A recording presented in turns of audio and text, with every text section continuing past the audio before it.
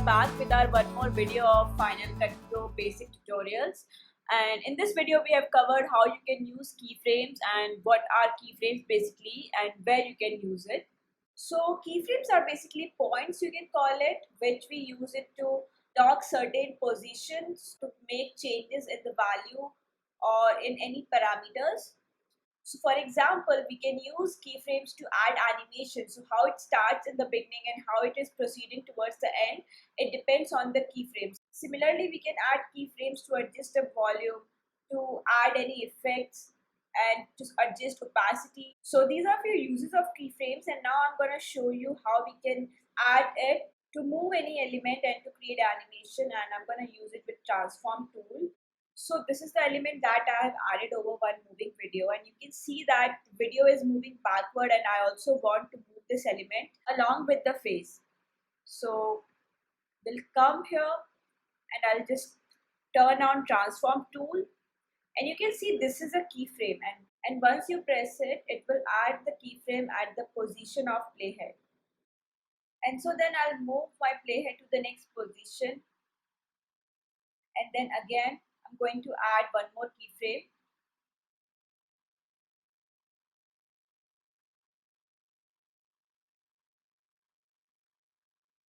And so let's play it again.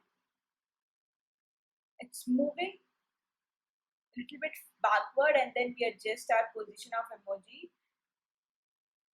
And here is the position of my playhead, and one more keyframe is added. So once you turn on keyframe, it will automatically add it. All you need to do is just move your element or whatever it is on some certain position. Let's add arrow this time, and then we'll again start. So then we turn on transform tool and adjust the first position of the arrow. So it will be here, let's say, and we'll bring the playhead here. And then you add your first keyframe. So this will be the first location. It has locked that point. And then you move your playhead at another position.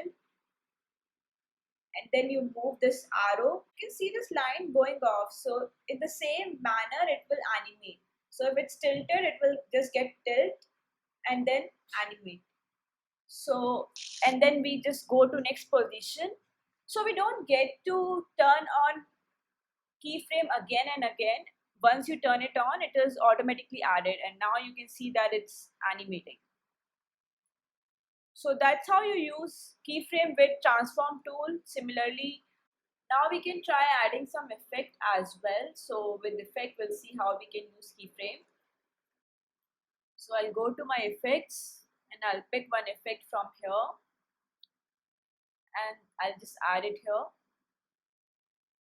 So let's go at the beginning, and its intensity is same, so basically throughout, and I want to change my intensity parameter. So you can come here and see where you can add keyframes. So these are the few things where we can try keyframes, and I'm gonna add keyframe to change intensity. Keep in mind what do you want to change with keyframes. Like earlier we have changed position, and now we add our first keyframe here, and I want to change intensity at this point, and I'll just bring it to 0.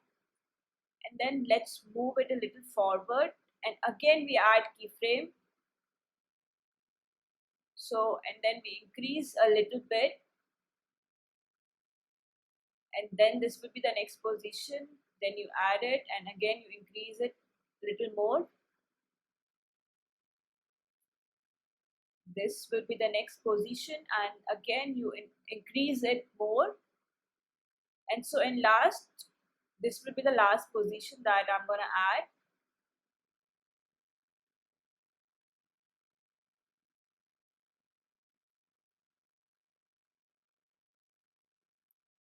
And so now we can review it, how the value changes.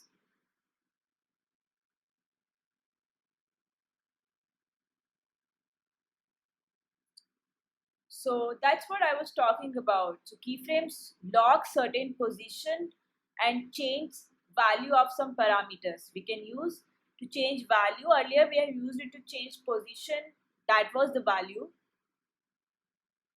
And here these are the few things you can use: keyframes with crop tool and distort tool. And so effects we have already covered, and you can come here and start adding transform in the inspection instead of doing there.